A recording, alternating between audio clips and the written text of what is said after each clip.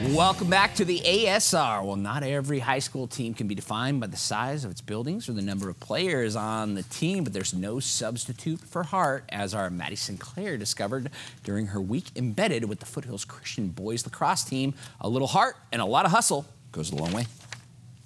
Big things can come out of small schools. Foothills Christian is the best example of the 21st century. El Cajon, California, in your face. Every time you say, oh, I go to Foothills, they're like, oh, you know, TJ Lee, Jalen Hand. And it's like, yeah, I do, but we also have other great sports, and everybody works hard to do the best they can. If the basketball team can make it, there is no reason this team can't either. Go, go, go, go, go, go. So we were the first CIF sport. I was thinking, what sport could we bring to this school that would be more physical and more of a real sport where the young men could mix it up? And so in 2004, we decided to bring lacrosse to the school.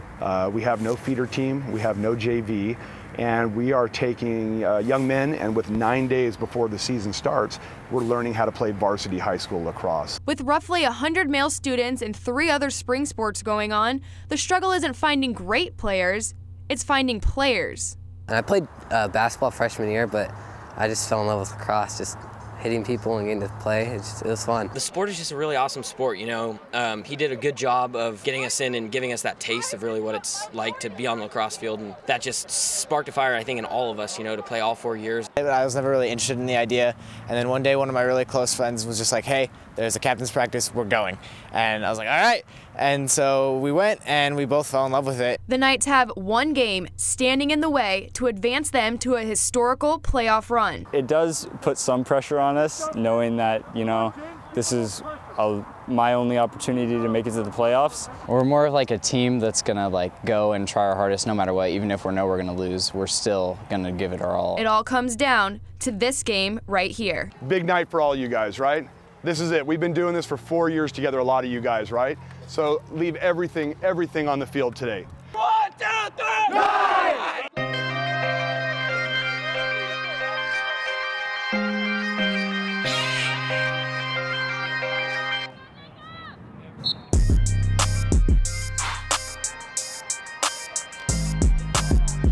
Go to the gap, go to the gap. Now we're waking up. Box, Jacob, box, Jacob.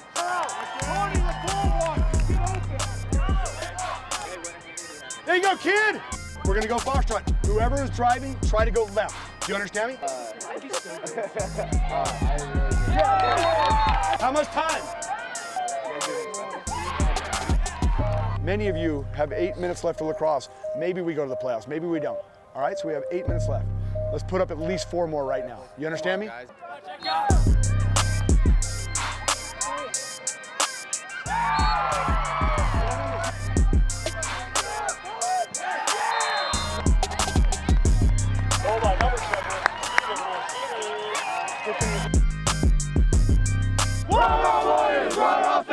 Good end of the season, guys. Let's go.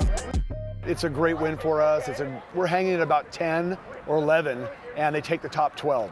So I think we're right there, and I think we have a really good argument. This could be history for us. If we do make the playoffs, it'll be the first time we've ever made the playoffs. So we're excited about that. Okay. Thanks, Coach. It was a lot of fun.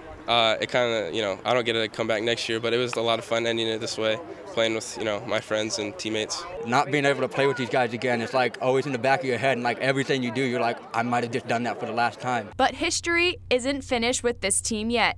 The Knights drawing Chula Vista in the first round on Monday. Maddie Sinclair, KUSI Sports.